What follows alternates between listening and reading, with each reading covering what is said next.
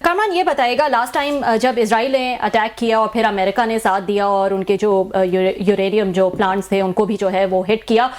उस वक्त पाकिस्तान के फील्ड मार्शल जो हैं वो वहां पर मौजूद थे और कहा जाता है कि उनकी जो मीटिंग हुई ट्रंप से उसके बाद जो है वो शायद एक चेंज ऑफ माइंड भी देखा गया और फिर हमने देखा कि ऑन रिकॉर्ड है ट्रंप ने कहा कि जिस तरह पाकिस्तान जो है वो ईरान को जानता है शायद कोई नहीं जानता। तो एक काइंड ऑफ रोल जो है वो उस चीज में प्ले किया कि टेम्परेचर जो है वो लो हो जाए। आपको लगता है कि इस दफा भी कुछ ऐसा हो सकता है, कोई ऐसा रोल है जो पाकिस्तान प्ले कर सकता है इसमें? देखिए, पाकिस्तान का क्योंकि इंटरेस्ट है,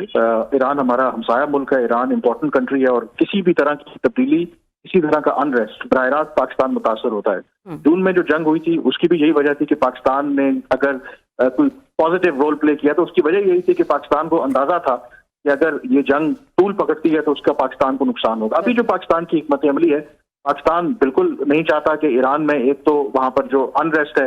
वो उसमें इजाफा हो, उसको एज सुन एज पॉसिबल जिस तरीके से भी मामला हल होते हैं हल होने चाहिए। दूसरा, पाकिस्तान बिल्कुल भी इस हक में नहीं है कि वहां पर रेजीम चेंज हो, क्योंकि अगर रेजीम चेंज होता है जो नजर आ रहा है कि उस सूरत में जो मुमकिन तौर पर एक तो वहां पर बिल्कुल एक सिविल वॉर वाली सिचुएशन होगी और जो मुमकिन हुकूमत होगी वो शायद प्रो इजरायली, प्रो अमेरिका को छोड़ दे प्रो इजरायली गवर्नमेंट होगी। और हम बलूचिस्तान शेयर करते हैं, बलूचिस्तान में ऑलरेडी इंसर्जेंसी है और ईरान का सिस्तान बलूचिस्तान में कहा जाता है कि बलोच ये इंसर्जेंट्स जो है वहां से भी ऑपरेट करते हैं। तो आप इमेजिन करें कि पाकिस्तान के लिए किस कदर सूरत हाल कठिन होगी। इंडिया अफगानिस्तान के साथ आपके ताल्लुकात ऑलरेडी बॉर्डर पर टेंशन है और ईरान में एक हॉस्टाइल गवर्नमेंट आ जाती है तो फिर मामला आपने सिनेरियो बताया बड़ा स्केरी है, फेयर इनफ, लेकिन इसका सलूशन क्या है कि ईरानियन जब अपने ऊपर जो पाबंदी लगी हुई है वो उस पर भी कॉम्प्रोमाइज़ करने को तैयार नहीं है। अमेरिका के साथ डायलॉग हो, यूरोपियन के साथ हो, वो मैटर करते हैं। उन्होंने पाबंदियां लगे जिसकी वजह से उनकी कौम, उनका मुल्क जो है इस वक्त ये सिचुएशन फेस कर रहे हैं, वो सारी अपनी पॉलिसीज भी रखना चाहते हैं, वो अपनी आवाम के साथ भी वो हम चीज़ें देख रहे हैं उनको भी अपने साथ रखना चाहते हैं, पाकिस्तान भी रखना चाहता है, दुनिया के और ममालिक भी रखना चाहते हैं। लेकिन जो बात आपने कही इंटरनली तौर पर अगर वहाँ पे पीस नहीं है, वहाँ महंगाई ख़त्म नहीं होती, ट्रेड नहीं शुरू होती, उनका एल नहीं बिकता है, एम्बार्गो ख़त्म नहीं होती और यही मतलब है एक स्टेलमेंट चलती रहती है, तो कब तक ये चीज़ें चल सकती हैं? तो उन्हें तो चाहिए इस वक्त, पाकिस्तान अगर करना भी चाहता है कि अमेरिकन यूरोपियन के साथ मिलकर इस मसले को हल करवा के एम्बार्गो ख़त्म करवाएं और उस पर मेरा ख्याल है ये ईरान तेहरान को बहुत सारी अपनी बात चीज़ें छोड़नी पड़ेंगी जो छोड़ने को तैयार नहीं है। तो ये तो वहीं पर बैक टू स्क्वायर वन वाली सिचुएशन का 22 है।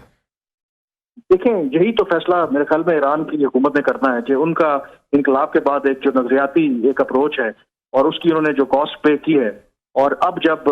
वो उनके अवाम जो है एक हद तक उन्होंने सेक्रीफाइस किया है और उसकी भी एक लिमिट होती है और जब उनकी सर्वाइवल अंडर थ्रेट है, अगर आप अपने अवाम को बुनियादी सहूलियात नहीं दे सकते तो क्या वो मौका है कि आप अपना जो कोर्स करेक्शन करें। और ये सिर्फ ईरान के लिए नहीं, मेरे ख्याल में बाकी जो मुल्क हैं, पाकिस्तान जैसे जो मुल्क हैं, हो सकता है हमारी जो कई पॉलिसीज हैं उसके अंदर भी हमें तब्दीली करने की जरूरत होती है। जब आप देखते हैं कि आप एक मुल्क है और उसमें आपके मुल्क के जो बाशिंदे हैं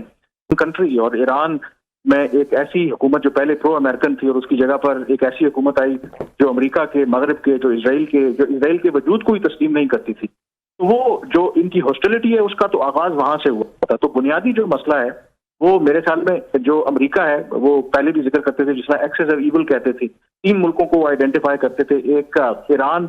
नॉर्थ कोरिया और चाइना का वो जिक्र करते थे। तो उसमें जो अमेरिका की अपनी जो खारजा पॉलिसी है उसमें उनको लगता है कि ईरान जैसा एक अहम मुल्क जिसकी पॉलिसीज अमेरिका के इंटरेस्ट को हर्ट करती हैं और सबसे इंपॉर्टेंट बात क्योंकि वो इजराइल को एक नाजायज रियासत तस्वर करते हैं और फिर ईरान का हमने देखा कि थ्रू डिफरेंट प्रॉक्सी ग्रुप्स पूरे रीजन के अंदर जो अमेरिका के या इजराइल के इंटरेस्ट थे उनको उन्होंने टारगेट करने की कोशिश की। तो इनकी जो हॉस्टिलिटी है, ईरान कहते हैं कि हम बातचीत के लिए तैयार हैं, ईरान ने खुद मैसेज किया है, उनको डिलीवर किया है, तो ईरान कौन सी कंसेशन देने को तैयार है? न्यूक्लियर प्लान पे देने को तैयार है,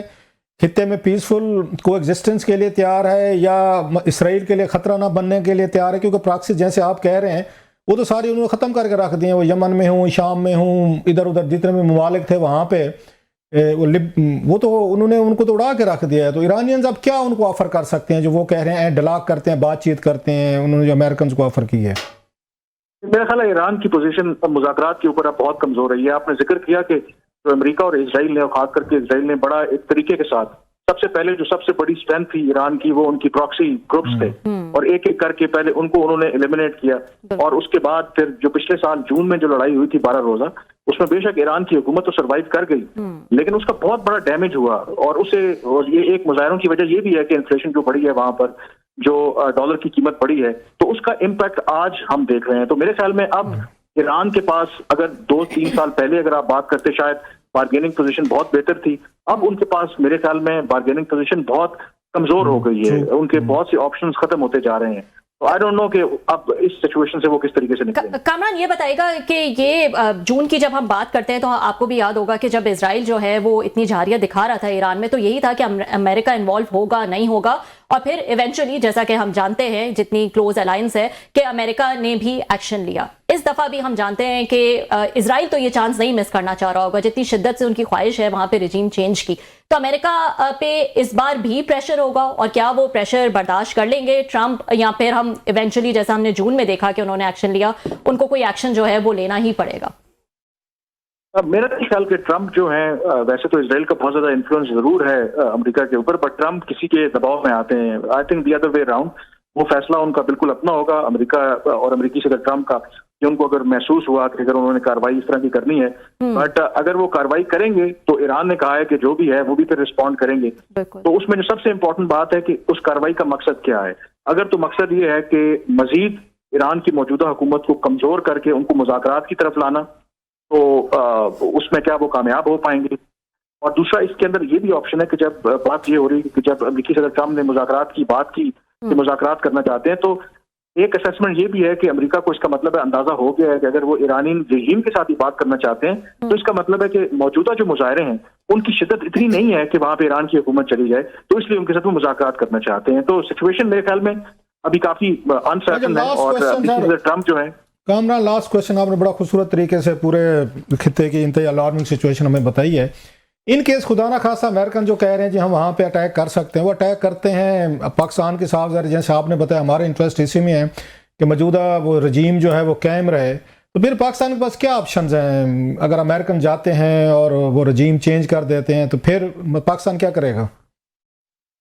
देखिए, पाकिस्तान की सबसे पहले तो यही कोशिश है कि इस तरह की सिचुएशन ना आए कि अमेरिका जो है वो, अगर तो कुछ इक्का दुक्का फिजाई हमले होते हैं जो पहले भी हुए, उससे तो कोई फर्क नहीं पड़ता। तो पाकिस्तान की हिकमत अमली और पाकिस्तान की स्ट्रेटजी बिल्कुल यही रहेगी कि अपने आप को इस कॉन्फ्लिक्ट से जितना दूर रख सकते हैं उतना दूर रखें। और जिस तरीके से जून में हमने सम और दी अदर सक्सेसफुली इस चीज को मैनेज किया, एक टाइम के ऊपर ये खदशा था, लोग ये चहमगोइयां कर रहे थे कि शायद हम अमेरिका का साथ देंगे, अमेरिका को बेसिस देंगे ईरान के खिलाफ, लेकिन पाकिस्तान ने खूबसूरती के साथ डिप्लोमेसी के जरिए ईरान को भी नाराज नहीं किया और अमेरिका के खिलाफ भी कोई ऐसा काम नहीं किया कि जिससे वो नाराज हो। और यही वजह है कि ईरान के साथ उसके बाद हमारे जो ताल्लुकात हैं, जितनी उसमें बेहतरी आई है, उसकी बहुत बड़ी वजह ये थी कि ईरान को भी अंदाजा था कि पाकिस्तान ने उस मुश्किल घड़ी में पाकिस्तान ने किस तरीके से उनका साथ दिया है। तो मेरा ख्याल है कि पाकिस्तान की अभी भी यही हिकमत अमली रहेगी कि डिप्लोमेसी को चांस दिया जाए और बच बचा के अपने इंटरेस्ट को प्रोटेक्ट किया जाए और इस जो भी कॉन्फ्लिक्ट है बराह रास्त उसमें इन्वॉल्व ना हुआ जाए।